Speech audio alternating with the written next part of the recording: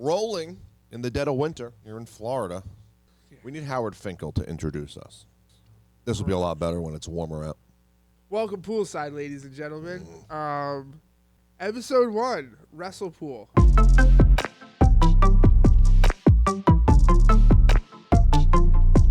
Welcome to the first episode of Wrestle Pool. I'm Chris, here with Michael Hosier, excited to talk with all of you guys, and we're just pumped to be here. I'll give a quick introduction as to why we're doing this. We'll get into this real quick, actually, Mike. We'll give a quick introduction as to why we're doing this. Me and Mike sit around and talk a lot of wrestling. A tremendous amount. It's like a lot of wrestling. And we decided, why not just film it, put it up on YouTube? And so, Mike, let me ask you this. All the wrestling that we talk about, what's your favorite thing about talking about? Like, what is it about talking about wrestling that you're just like, we could go on and on for hours about it? Because you never know what's going to happen. So we can sit here, and we're the type of people that want to call Hunter or Tony on the phone, and we're going to be like, listen, this is what you need to be doing. This is why you need to be doing it, because we know. We do. Okay? We do. We do talk as if, like, we're booking the shows. We 100%. Absolutely. It's fun. So I'm with you 100%. I absolutely love and have always loved just the storytelling aspect of wrestling and professional wrestling. And so for me, sitting and talking about wrestling with you and getting into the different what ifs and all that, it's a lot of fun. So absolutely love it. And with that being said, we're going to get into our first recurring segment on this show. We don't have a name for it yet, but we'll come up with a good name for it. Maybe we'll get some sponsors. Maybe we'll get some sponsors. Booker, we can name this the Shucky Ducky part. Quack quack moment of the morning. There we go. But we're gonna look at some headlines from some wrestling blogs, articles, things like that. I'm a bad person. We talked about this. I should have pulled the name of where these came from. That's great. I didn't do that. Unknown sources. So we'll go ahead and link them in the description to these articles. Definitely go check out and read these articles because I thought these headlines were great, and I read a little bit of them. But headline number 1, talking about AEW, Rampage's numbers continue to underwhelm. Just to give you a couple of snippets, the February 10th show, which just passed, today is February 14th that we're recording. It's Valentine's Day. Happy Valentine's Day. Valentine's Day. February 10th show was among the lowest Rampage has ever done. And it saw a total of 375,000 viewers. So, initial reaction, Rampage's numbers continue to underwhelm. Here's my shocked face. Okay? Do you even remember anything that has ever happened on a Rampage? No. Maybe besides the CM Punk appearance, the first? Yeah, no. I don't even think I remember that. You have no idea. Jade Cargill wrestles on Rampage. Which is unfortunate. Yes. Very unfortunate. That's about it. And second of all, it's taped. And with the internet the way it is and social media the way it is, you cannot unsee what goes on taped recordings. Yeah. Doesn't matter. When WWE goes over to London and those shows are taped, it's all over social media. And if you're following wrestling the way we are, you're seeing it. Right. So there's nothing that makes you want to tune into Rampage, A, because you're already seeing it, you know. Right. To avoid it, it's very impossible. And there's nothing good happening. The people they should be focusing on it, building people on Rampage, and we'll get into AEW Dark at another time and our problems with that. But it's just rehash and it's randomness. It's AEW's total randomness to begin with. But Rampage on Friday nights, after the joys of SmackDown, it's complete randomness. It makes no sense, which is why people are not watching. No, I'm with you 100%. I think it is hard to enjoy Rampage. First of all, it's only an hour. It's literally only an hour long. And I think one thing that we've seen under Triple H's creative control of the WWE is that you just need time for the shows to breathe. Like, you need time for the things that are happening on the show, live or taped, to breathe, to happen naturally, to do all these things. And Rampage literally just being an hour kills whatever momentum. if you're gonna have 4 or 5 segments in an hour, I mean, with commercials, each segment's getting 5 to 6 minutes. It's not enough. It's just not enough time. You do think about like, okay, yes, a sitcom is 30 minutes, and if you add like commercials in, it's probably really like 22 minutes is how long a sitcom is. But it takes months and years of writing and rewriting to write the sitcom episode in a script to make sure that it plays the right way on TV. And just with an hour of time, I just don't think it's enough time. It needs to be live. I'm with you. It needs to be. I don't understand why it can't be a live 2-hour show. Tony Khan and we'll get to the next headline here in a second, but Tony Khan, I think, is just afraid to compete with the WWE, especially now. Not the way he talks. Well, it's interesting, right? Because you talk about not the way he talks, but his actions, I think, are louder than words. Because if you wanted to compete with the WWE, why not just go compete with it? Run Rampage at the same time for 2 hours on TNT or TBS and highlight your people. I agree. So they need more TV time. Oh, desperately. I think AEW desperately needs more TV time. It's just a cluster of what's going on. Yeah. The amount of talent that they have, number one, is extraordinary. Yes. And you don't see people. It's very sporadic. You'll see FTR in January, but you won't see them again until mid-March. Oh, well. And it makes no sense. You'll see Hook on Rampage, and you won't see Hook again for another month. No. So it's there's no continuity. There's no nothing. So there's no consistency to it, which ruins it for us, because then how do you follow anything in terms of story? How do you have these big building storylines like what we're seeing in the WWE? So I'm with you 100%. Let's talk about competing with the WWE then, and Tony Khan's words. So Tony Khan, this is a headline. Tony Khan, AEW and WWE truly hate each other, makes for really exciting TV. Khan in this article was talking about WWE trying to tamper with their partnership with NJPW. He was also talking about WWE trying to get AEW wrestlers to break their contracts to return to WWE, specifically after Triple H took over creative. Here's the question in this headline. AEW, WWE, do they truly hate each other? No, I really don't think so. I don't think WWE right now cares about any other wrestling promotion in the world. No. I think they're full steam ahead on what they're doing, and the data and the metrics and what's going on TV tells the story that it's working. It's working to perfection, almost, not quite there. And they're like, what we want, we're going to do, and we're going to get it. Yeah. Now, is it right for Hunter to go and call an Adam Cole and FTR and be like, I'm back. Come on. Remember everything I told you in our days in NXT? Yeah. Well, now it's happening on the big show. Right. And who and which wrestler wouldn't want to be like, damn, did I leave too soon? Is this real? Is he coming back, meaning Vince? Oh, Hunter's in charge? Oh, Tony, how can I get myself back to where... Because there has to be frustration of not being on TV. I mean, you've heard FTR say, and I think FTR is the best tag team. I love them. I want to see them week in, week out. Right. I think they do great tag team wrestling. Right. You don't get to see them. So I don't blame the wrestlers for having that need to want to decide where they want to go. Is it right for Hunter to do it? Hunter don't give. He's like, go ahead, sue me. Yeah, I mean, that's what I'm with you. Like, I think that the WWE is head down doing what they're doing, and they're not they don't care as to what AEW is doing. No. And I think that this is a lot of Tony Khan saying things to try to, as he's said in the past, he's trying to drum up that Monday Night Wars controversy, which will never be repeatable. Nope.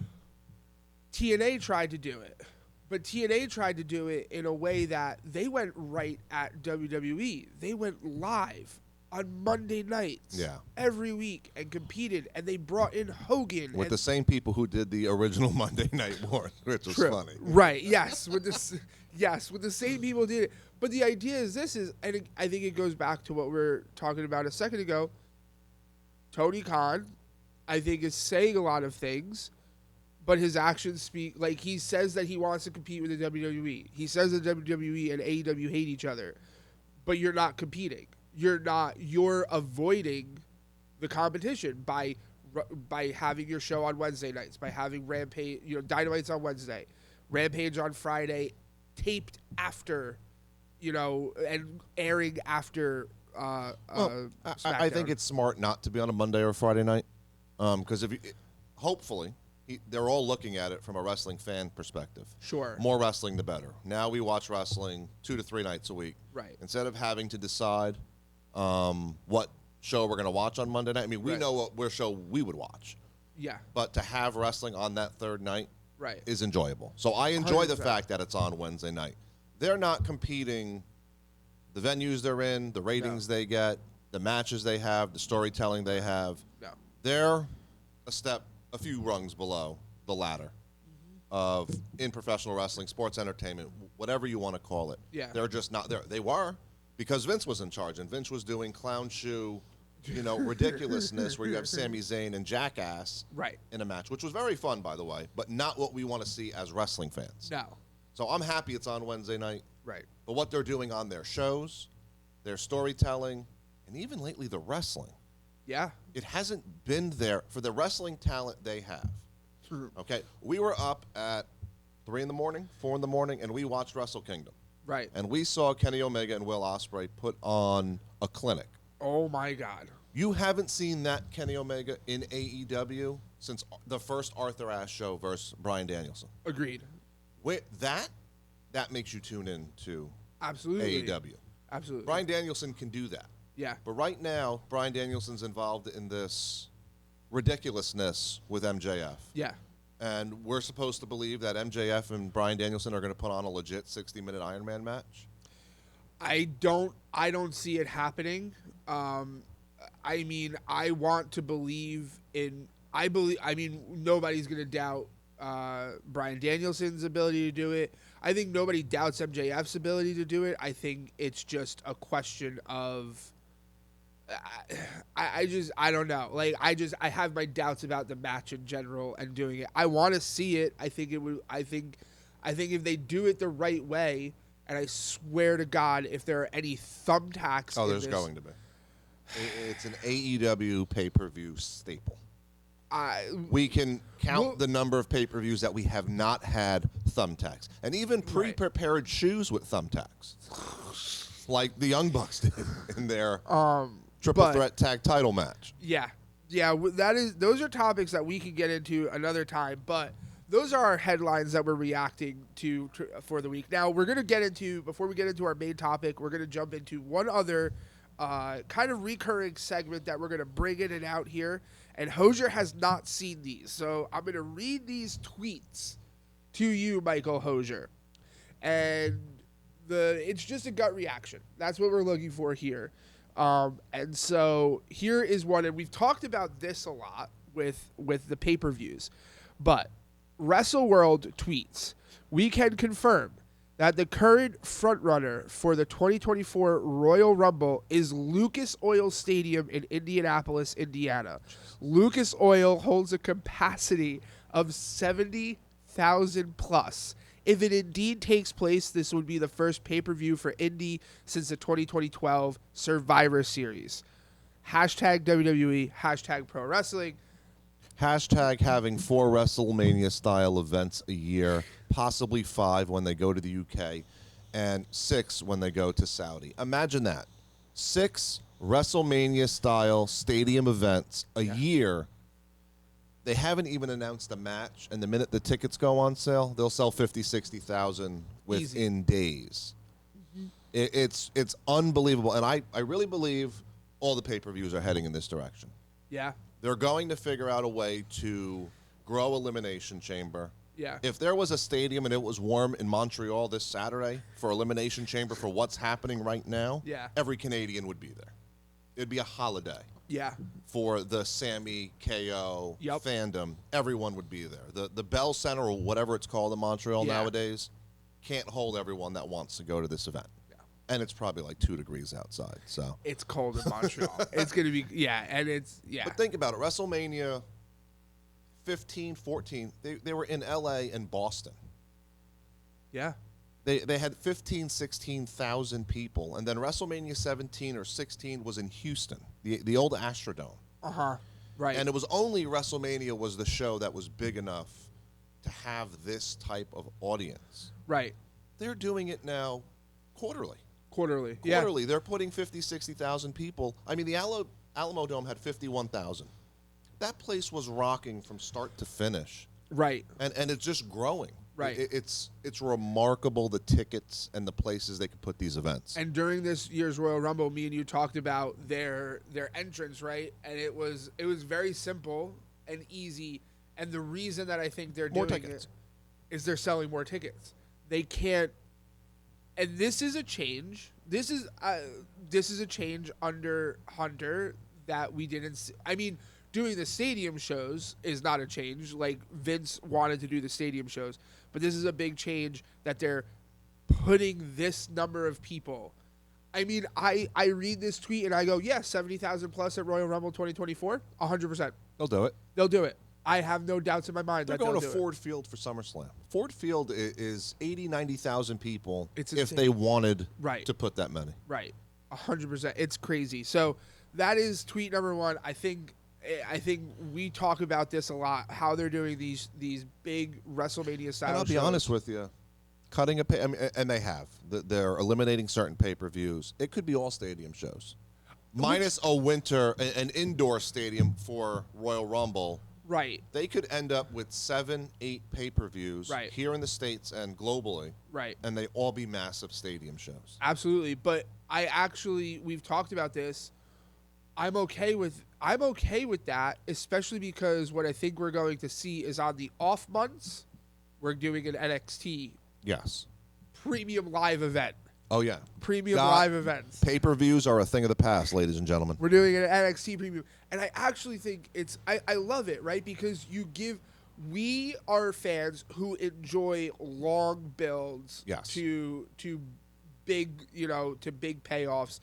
And so having 6, 7, 8 weeks between these big pay-per-views, premium live events gives you that Did you ability. say, we just talked about it. We You just said did this. pay-per-view. I know. We just said it. A premium live event. But yeah, so I'm with you. I think that we're going to less main roster premium live events.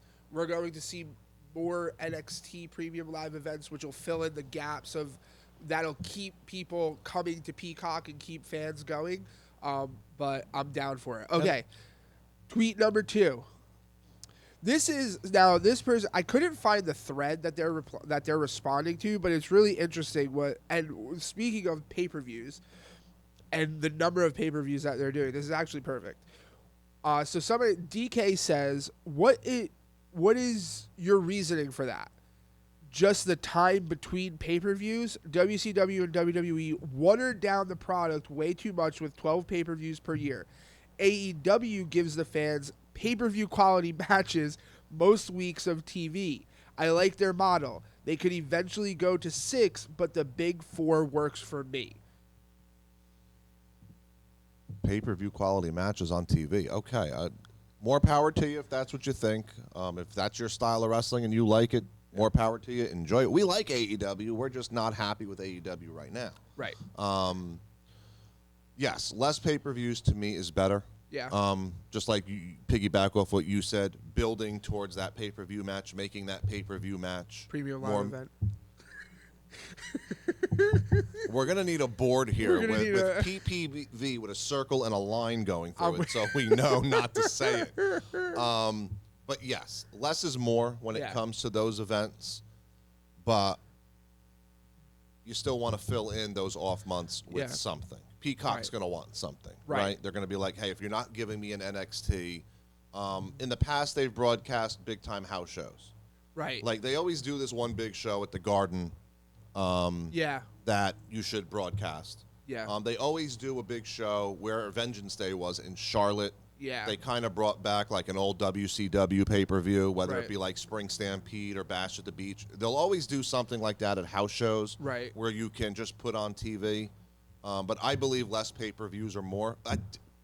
Gosh darn it, premium live events, PLEs. We're gonna get phone calls. We're definitely Excuse me. the people at pay-per-view. Like, what? They're bringing pay-per-views back? Oh my Yeah, god! they would love that. No, I'm with you. Less premium live events, and let's just for AEW, it still is pay-per-views. I hope that they get to a point where it's premium live. I need to be able to watch AEW on demand. So yes, please get something where I can watch Dynamite the next morning. Yeah, seriously, like that's a whole other conversation. But I'm with you. I do question somebody saying that they're bringing for AEW pay-per-view level wrestling every week on TV. Sure, some matches, like Yes. sure, once in a while. I mean, Yes. Bryan Danielson, Kenny Omega, 5-star at that first Arthur Ashe Dynamite Grand Slam, 5-star match. One of the best matches I've ever seen. Like, I agree. incredible. Same here. Loved it. But we're not getting that. We're not getting that every week. No, which you're is not. what we expected after that. We expected to see that every single week Yes. on TV. So we have a lot of time to have conversations about this, about AEW, where they need to catch up with WWE and the things that they can do. But yeah, I'm with you on the pay-per-views, less, or the premium live events. Less is more if we have something to fill it in with. Yeah. I think AEW is trying to kind of fill that in with Battle of the Belts from time to time, where it's like, okay, we're not having a premium live event or a pay-per-view, so we're going to have a Saturday show, Battle of the Belts. And that's one thing about AEW I'll give them credit for. They build up their Wednesday night shows. Yeah. With The Winter is Coming, that's the one that sticks in my mind because that was the most recent one. But I know there are others throughout the year. The Arthur Ashe event Yeah, the Grand Slam. it is very, very big. They do a better job of building up special shows for TV. Right. Yes. There are definitely more world title matches on TV for AEW. Yes. So you're getting a lot of title matches Yeah. on TV for AEW, which is cool because title Yeah. matches are awesome. Yep. Not that the Gun Club should have beat the Acclaimed, but that'll be a topic. That'll for be a another topic day. for another day. But yeah, more title matches work for me, and they do a better job of building up their TV. Pay-per-view quality matches every week. I'm not seeing it. I'm not seeing it. All right.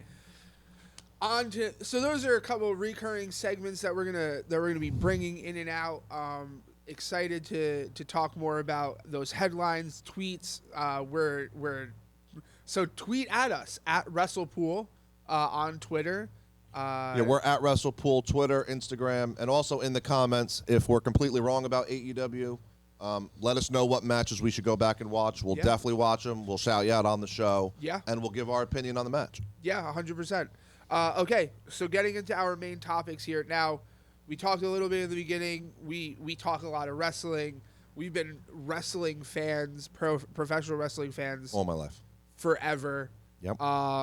It's something you and I have bonded over. And so I thought for this first episode, briefly, we'll go through kind of some of our wrestling history ourselves. And so, Mike, I'll let you just share your pro wrestling history, like share your pro wrestling history with me, where it started for you, how it kind of grew, and all that kind of stuff. My first memory of wrestling, now I'm going to date myself, was WrestleMania 2. Whoo! I was 4, maybe 5 years old, and I remember it because my stepbrother and some of our older friends we were all at the house. I remember sitting on the couch. I had a big thing of popcorn, a sippy cup of juice, and I remember watching. That was the one where it was in 3 different locations. Yes. And I remember crying at WrestleMania 2 because my mother used to complain, well, wrestling is fake. Why do you like this? And it was real to me. It's still real to me, damn it. Okay? And I remember watching that with them. I just remember sitting on the couch with my popcorn and my juice. I think it was Hogan Bundy, the blue steel cage. Yeah. And that made me a wrestling fan. My first real wrestling rivalry where I picked a side was Hogan Warrior WrestleMania 6. I was a diehard Warrior fan. I loved running, grabbing the bed, going crazy, just shaking it as a kid. I had my Warrior plush stuffed guy. I had the big rubber wrestlers back in the day that couldn't move. They were just like this, and they stayed, and this is how you wrestled with them. Everyone around me was a Hogan fan. So, of course, I go against the grain, Right. and I'm going to pick the Ultimate Warrior because he was cooler. And that was the first moment when he won in Toronto, and he held up both belts, and he was just doing his Warrior thing. I loved it. And from there, I became a fan. Now, did I dip in and out after that? I got older. I got into different things. Sure. Then WCW Monday Nitro came. And then Cablevision, if you hear this, I apologize. But I used to live in a big apartment complex. Yeah. Right? And person upstairs was a friend of ours, and the super came and spliced the cable so he can run an additional cable line down to my room. So on Monday nights, I can have Nitro and Raw on TV at the same time. Yeah. Because I couldn't decide what I wanted to watch. And I was a much bigger NWO fan than I ever was, like a DX fan or anything during that time. But that Hogan moment brought me right back into wrestling. Yeah. When he turned and he was an NWO and they formed that group, that was unbelievable because no one knew when Scott Hall showed up on TV. Right. And was like, hey, you know who I am, but you don't know why I'm here. Right. I was like, oh, we got something. Yeah. And from there, then I just started watching religiously. I dipped in and out after high school, but it's always been something I've always enjoyed. And then we, at our previous iteration of life up in northern Jersey, we used to run wrestling shows at our That is correct. at our job, at our local Boys and Girls Club. And then I got to see individuals who aspired to be wrestlers in the ring, learning to perfect their craft. Yeah. And that gave me an entire different insight and respect 100%. for what went on in the ring. So now I went from just being a fan, watching, enjoying all the hoopla about it, to kind of having a small understanding of what goes on inside the ring and what it takes. Yeah.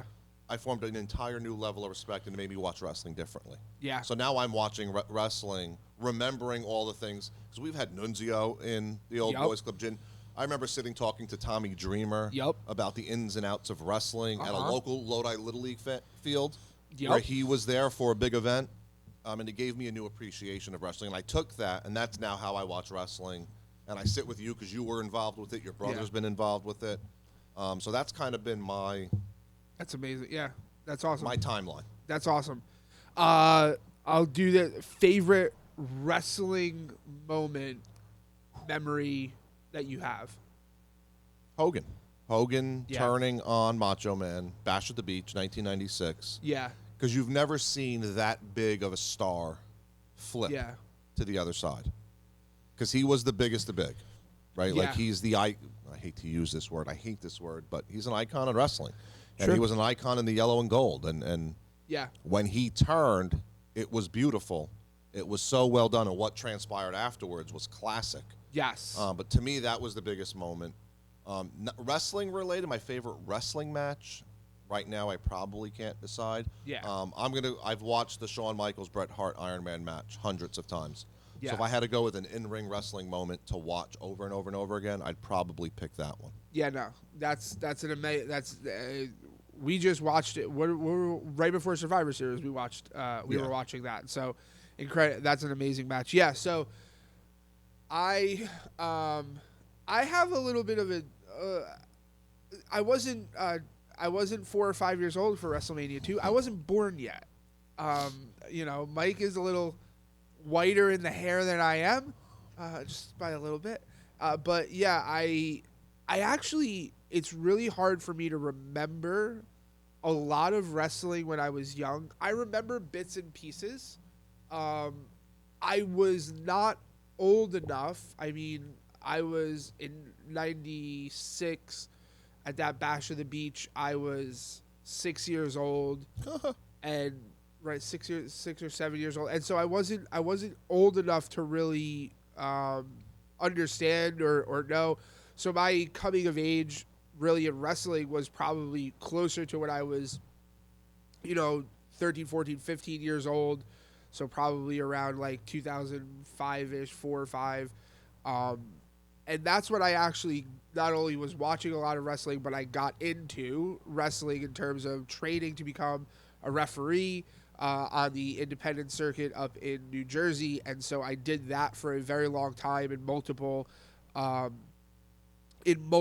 organizations. My brother Tommy ran an organization called Liberty Wrestling Organization out of northern New Jersey. I refereed for Body Slam Wrestling Organization out of northern New Jersey, in Garfield, New Jersey, at the AmVets building, and then in the Pioneer Hall at Hasbrook Heights. And so, the Pioneer Hall. and it was great, and it was an incredible experience. I enjoyed every minute of it. Refereeing was a ton of fun. I was always afraid to actually be a wrestler. I did train. Like, I trained as a wrestler and was in the ring training every week doing those things, but I was always afraid to get into a match because I'm a big scaredy cat and I didn't want to get hurt or anything like that. So I reffed for a long time. Then I became a personality. Richard D. Dimmick. You did? In the Liberty Wrestling Organization, and was kind of the Vince McMahon, the president, general manager, CEO of the Liberty Wrestling Organization, working, just helping to tell stories and things like that. And that was an incredible experience to be on that side of things. And then really just came to Florida. I moved down here for different reasons, but came to Florida. And I actually fell out of wrestling for a good amount of time. The product I wasn't happy with it. Yeah. I didn't enjoy it, especially because the only option was WWE. Mm-hmm. But then I started watching a bit more. Like, it started getting better, and I thought we were on a good track. And then Michael Hosier moved to Florida, and now we just watch wrestling All the time. Literally. We're up at watching NJPW. We're watching all the shows Monday, Tuesday for NXT, Wednesday for AEW, Friday nights. So, that's a bit of my history. But I will say my favorite wrestling moment is actually a personal one to me. It's not even like a WWE. I refereed a match in Garfield Boys and Girls Club between I don't remember the other person's name, but Matt Stryker. I refereed a Matt Stryker match, and they did this spot where they were on the outside of the ring, and I climbed through the ropes and was standing on the apron of the ring, and Matt Stryker, not knowing he had his back to me, grabs the guy by the neck and turns around to throw him in the ring, and I'm standing where he's throwing him into the ring. So I didn't know what to do. Like, he's not stopping, so I literally jumped, and Stryker threw him into the ring underneath me. And afterwards, I walk into the locker room, and I go up to him. I'm like, "Hey, I am so sorry. And he looks at me. He goes, "Hey, it was great." He's like, "That's your thing now. People are you've got heat. People are because people are like, you're in the way, but." So that was an incredible moment because he was very nice to me in that moment. I was a young kid. That was the first time I had ever worked an event outside of, where I had trained and I was getting paid. So that was a really fun, great memory for me to have. So that's... Weren't you involved in something at Bergen Community College? You were ringside. I feel like saying it was the Patriot, but I don't think it was the Patriot. No, I don't. You weren't down ringside for a match, and you got involved. Or were you sitting up with us in the? I was sitting up there. Were you? Yeah, I wasn't. Or was that our friend Jeff? That might have been Jeff. I didn't get involved with anything with the Patriot. No, that wasn't me. No. That might have been Jeff. That's not. I don't know. All right. He's old, ladies and gentlemen. I am. He's losing. There's been a lot of wrestling events that we've worked together. So, with our wrestling history now explained, let's move on to the main topic, the main event of the title of this episode. We need Mark Henry to be like, "It's time for the main event." Oh, great! That's probably the only reason I watch Rampage. Seriously, I just want to hear Mark Henry. That's it. But time for the main event. This has been a story that if you are a professional wrestling fan and you don't know what is happening, you're living under a rock. But this has been an incredible story. We are now on the road to WrestleMania, but we're specifically talking today about the Bloodline's road to WrestleMania. And first thing I want to do is I want to look back. We're going to look back at kind of where we don't have to go all the way back, but maybe Survivor Series, a little bit before Survivor Series, and we can look at kind of how this has all been building to the moment that we're at with Elimination Chamber in Montreal, Sami Zayn versus Roman Reigns for the WWE Undisputed Universal title. That's way too long. It's too long of a name. Way for a too title. long. But that's another, again, we'll get into that another time. But talk about the Bloodline. So let's look back. Tell me, what has been your impression, reaction, review of the way that the Bloodline has built all the way to this point right before Elimination Chamber? Go. They deserve an Emmy for the acting I'm with you. and the emotion that they've elicited from the beginning of this storyline. I remember, and I went back last night, and I found YouTube clips of the first Jey Uso Roman Reigns match. Okay, in the Thunderdome, all the people on the TV screens. And even then, Roman Reigns is crying during a wrestling match for what he's doing to his cousin. Early on in this, when it first started, before the Bloodline formed, I think it was like May of 2021, when Jimmy finally said, okay, I acknowledge you, I'm a part of this. Right. And they became the ones. Okay? The emotion and the storytelling, the wrestling there's been some moments in wrestling, and I think the Usos are a great tag team, but for Roman, the storytelling and the emotion has been the number one thing that has kept me drawn into this. Okay? And I've loved it. And my issue with factions when they go on this long is they can become very mundane, very redundant, and it becomes very, I've seen this. And it started for me with the Bloodline. Roman in the ring, the wise man, the Usos in the background. Right. Roman cuts a promo, they leave. They don't wrestle, nothing really happens. It's kind of like Heyman with Brock. Yeah. And I started to get tired of it. And I think WWE realized it, and they're like, okay, now we got this X Factor over here, this guy who just got off of doing one of the funniest matches ever at WrestleMania. Right. And we're going to figure out how to put him in. And it's funny, if you listen to Sammy talk about his first interactions, they never wanted him on TV with Roman. Right. It was always hit or miss. He was always kind of dancing around the outskirts. Yeah. But he's captivated an entire fan base. 100%. And my issue with this going forward and also looking back is I think they've waited too long to do what they're doing, and I understand why. They set up this Elimination Chamber in Montreal, and I bet you they've done it for this reason. Right. Because this has been where the story was going the entire time.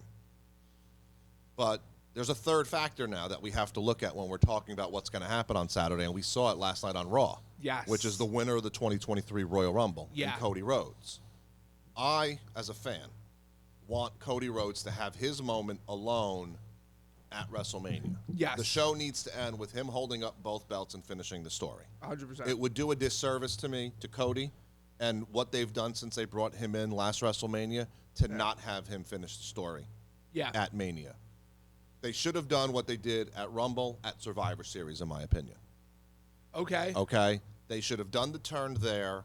Roman could have ended whatever was going on with Sammy at the Rumble. That could have set up KO, Sammy, the Usos, and that whole thing. And then we're only being focused on Roman and Cody. Yeah. Because the story between Cody and Paul, and then you include the history of Roman and his family. Yeah. Like, this is the battle of the families, and it would have been great. But now you have this Brian Danielson-esque kind of cloud hanging over everything that's going to happen in the next 50-something days to WrestleMania. Yeah. And are we going to have a triple threat? Are we going to have Roman fight 2 separate nights for 2 separate belts versus 2 separate people? Sure. I love it. I love everything that's happening. The emotion that I've had watching this. Yeah. But I feel like they're in a sticky spot right now, and Saturday's going to be so fascinating to me. I couldn't agree more with everything that you said about the emotion, the Emmy, 100%. I think they deserve it. The storytelling that they're doing. And this goes back to, I remember from, this is a Triple H thing. Triple H is so focused on the storytelling in and out of the ring, and he has been for so long. It goes back to the first Tough Enough. I remember when Triple H was on that first Tough Enough, and when he walked into the gym to kind of work with the students on that Tough Enough, and he's in the ring explaining to them. He's like, everything that we do tells a story, and this is the fruition of the years and years that he has crafted to know what needs to be done. Now, I agree with you. The storytelling, the emotion, the everything, 100%. I think where we disagree is in the, I don't mind the betrayal at Rumble. I don't mind the betrayal in general. I thought it was predictable.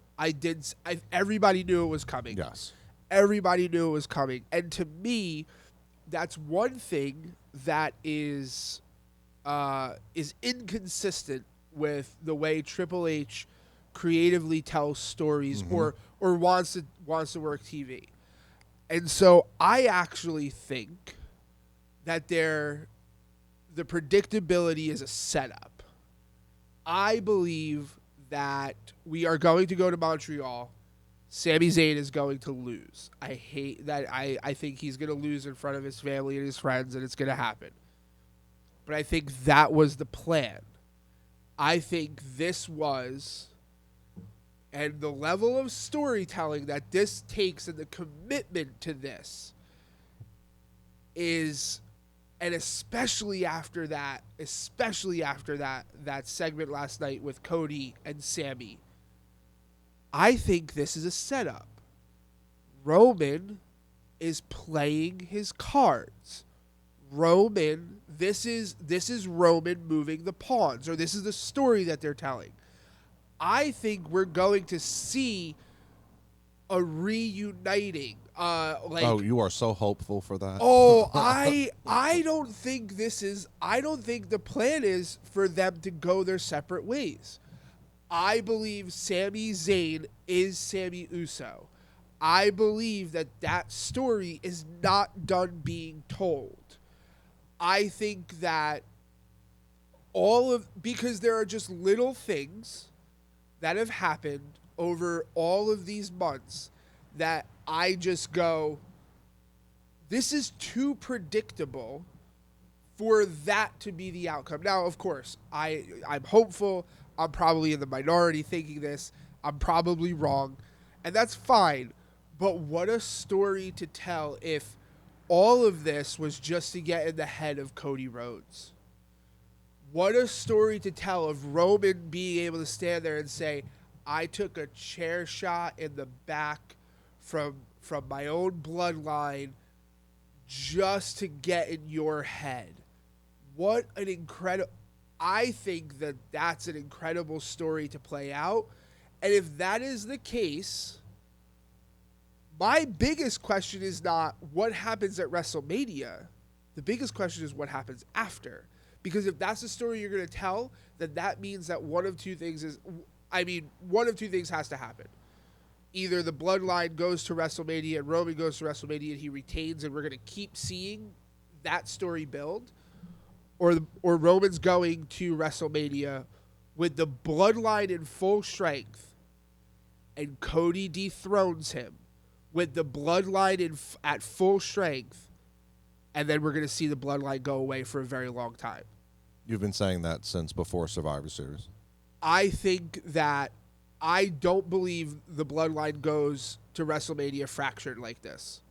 I think the bloodline goes to WrestleMania at full strength with Sami Zayn shoulder to shoulder. After what happened at the Rumble, that's like trying to put the toothpaste back in the tube for Sami Zayn to go back. Now, unless it's a story where they're, quote-unquote, holding him against his will or whatever, but I believe that it's going to be a very special moment in Montreal when the KO music hits, when Jey Uso and Jimmy are destroying Sami after the match, and the KO music hits, and now we have this tag team feud that we're gonna get Kevin Steen and El Generico back together, Right. And we're gonna have them versus the Usos, and then it'll be Roman versus Cody 1-on-1, or it's going to be a triple threat, and Sammy's not gonna go away in this title picture. Yeah. But I don't see it. Otherwise, that would completely negate Survivor Series and Royal Rumble, because they went from Survivor Series to Rumble just to get to that chair shot. Right. But again, I think that if you think about the way Roman has built himself with the bloodline, I think it makes sense, right? Roman gets to, this was all part of the, I'm not saying that he pushed Sammy to I'm saying literally like he sat Sammy down and said, hey, you're going to hit me with a chair. This is the plan to WrestleMania, where this is how we're going to play this. Like all of this is the plan for Roman Reigns. Because to me, one thing, again, the level of predictability with the story of Sammy getting pushed to the edge, and then even Jey Uso walking out, because with the reconciliation at Survivor Series between Jey and Sammy, and like this doesn't make sense to me. That it doesn't make sense, the level of predictability that this has been. So for me, I really do think that this is all part of the plan for Roman. And that's the story that they're telling, is that Roman is so smart, that Roman is so tactical, he is so strategic. Because the other question would be, no, Roman just wouldn't have to face anybody at Elimination Chamber. And who would Roman rather face? Would he rather face the guy that he could, hey, you're part of the bloodline under the table, like we're going to make it look good and you lay down for me? Or is he, does he want to face a KO and have a challenge going into WrestleMania knowing that he has to face Cody Rhodes? Now, here's the thing. This is what I want. And so the next question is, what do you want to see / not want to see as we continue the road to WrestleMania? This is what I want to see. I want to see the bloodline in full force. I want to see them at full strength, and this is why. That's fine. We could disagree. I want to see them at full strength. I want to see the Sammy, not rejoin them, but the revelation that this was always the plan. Like the reason why I want Cody to win at WrestleMania, and I want Cody to beat a Roman that has no excuses. I don't want Roman to go away for 9 to 12 months and come back and say, well, I went into that match with this, and I went into that match with that. Because to me, that, just like the triple threat, where if you have the triple threat and Cody wins by pinning Sammy, Roman gets the excuse of, well, I didn't get beat. Yeah. I want them to go in, and I want Cody to win with the bloodline at full strength, so that Cody can, because the story of these two families, the Rhodes and Roman, and the bloodline, and I'm not gonna say the name, the NOIE, I'm gonna butcher the name, but those two historic families in the professional wrestling business to be clashing at WrestleMania, and the stories that they can continue to tell for the years to come. But Rhodey needs to dethrone the tribal chief at full strength. I don't want an excuse for Roman. So that's what I want to see. I do not want to see the bloodline stay together. I think the bloodline, the story has run its course. Sammy has come in and he's effectively taken down the bloodline from the inside. Roman should not lose on Saturday. He should keep the belts. I don't think it's going to be a clean finish. I was reading online this morning, because we were up at 4 a.m., thank you, that the Usos are supposedly cleared for Canada. Yeah, that's right. So I want the Roman-Sammy part to be over, and I want Sammy to transition to the incoming feud with Jey and Jimmy. Okay? Yeah. And I want KO and Sammy to have that feud with the Usos, and I want Roman to solely focus on Cody Rhodes. Because you can still have the battle of the families, the personal ties between Cody and Paul, and also the Rhodes family and what Dusty did for Roman and what Roman has learned from Dusty to become the biggest star in the sport. Right. And then I want to see Cody win at Mania in a one-on-one match Right. where there's no outside interference and Cody beats the man clean because Roman has not been pinned clean in years. Right. I'm with you. And that's then from there, the next iteration of the Bloodline could be without Roman. Could be similar to when Shawn Michaels lost to Stone Cold at WrestleMania 14, and the next night Triple H was like, yo, Shawn, you dropped the ball, but I'm going to pick it up from here. Right. And this is the new iteration of DX. Yeah. Solo's going to do that the Monday after WrestleMania. And then we're going to have whatever, because there are, and we go back to, Hunter tampering with people that are of the same lineage, maybe more distant out family members that you can put together, both male and female, for a new iteration of the Bloodline. I can see that. And then Roman, like you said, he goes away, does some movies, does whatever he wants. He deserves whatever vacation the man deserves because he's been carrying $1 billion company for 2 years. Roman comes back to battle Solo and the Bloodline. Yes. So okay. And we've disagreed on this. I mean, we've argued. Yes. At Survivor Series, we were arguing, sitting on the couch, about where Bloodline could go. And I'm not going to lie. The Bloodline after Survivor Series was very NWO-esque. Yeah. And they didn't let that play out more. The Sammy, Jimmy, Jay just wreaking havoc on wrestling. They should have showed up at NXT. It should have been more. Yes. Baseball bats, the whole nine, and they should have let it, but like you've said, it has been predictable, but it's been a very fun and engaging predictable. Oh, absolutely. I think they've done an incredible job, even though it's been predictable, but I just don't You don't want to see it because you enjoy it. I love it. You are a huge Bloodline fan. I am a huge massive Bloodline fan. I think the story that they're telling, the way they're telling it is incredible. I honestly, there's honestly two things that we're gonna go and wrap on this, but wrap this part on this. There's two things that I want to see. I want to see Roman and the Bloodline going at full strength to WrestleMania, and I want to see Jay White at WrestleMania. But that's a conversation for another day. Yeah. Well, you brought it up, but that's no. We're not going to get into it. We'll go for hours on that. But that's the only other thing that I want to see. But okay, wrapping up this episode. We're going to look at this. Your predictions. Okay, so we're going Elimination Chamber Saturday. We are.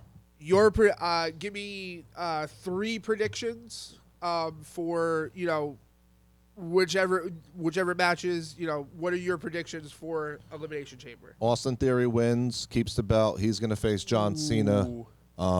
There's already a pre-recorded segment. We don't know what it is towards Austin Theory. We may see it at Elimination Chamber or after, but it'll be Theory and Cena, which will be fun. Roman wins. Yeah. Hopefully a clean match. Yeah. Jay turns on Sammy. They're beating him up. Yeah. KO's music hits, and it's a brouhaha to end Elimination Chamber. And I have no idea who's going to face Bianca Belair based on last night's that Becky and Bayley are not in Elimination Chamber. So it's going to be a very interesting. I think it's going to be a fatal 4-way because I think those two are going to find their way. They're going to figure out how to do that at Elimination Chamber. So Theory wins. It's going to be chaos for the Raw Women's title. KO ends the show. Music hits. Brouhaha sets up the tag title match at SummerSlam. Roman still now can go focus on Cody. Yeah. Okay, great. 3 predictions for me for Elimination Chamber. I'll go Roman wins 100%. I'm going to go Theory does not win. I think Seth Rollins wins. And because of Seth Rollins win, we are going to get Logan Paul versus Seth Rollins at WrestleMania for a title. For the United States title. I think that is the play, and I think that's awesome. And again, we're gonna have an episode talking about some other potential roads to WrestleMania. We'll talk about Seth Rollins in the future, but that's number 2, and then number 3, Bobby Lashley and Brock Lesnar. is the match that you could go ahead and take a break in. So take a break for the night. Go get what you need to get. Brock, I'm sorry. I really would. I would much rather. Nothing against Brock or Bobby Lashley. I think they're both incredible athletes. I would have much rather seen Brock versus Gunther. We've been talking about this. We're going to see that at Mania. We'll talk about that later. But yeah. We're going to do a whole episode on Gunther. Yes. Gunther retrospective. We're definitely going to do. So with that being said, episode 1 is done. In the books. I feel like we were sitting on the couch on a normal Monday night before Raw, and this is what we do. This is exactly what this is our conversation. This is it. And it was incredible. Thank you. Remember, like, comment, subscribe. If you're listening on the audio version, be sure to subscribe and watch for future episodes. And at WrestlePool, all social media. At WrestlePool, all social media. And we'll see you real soon.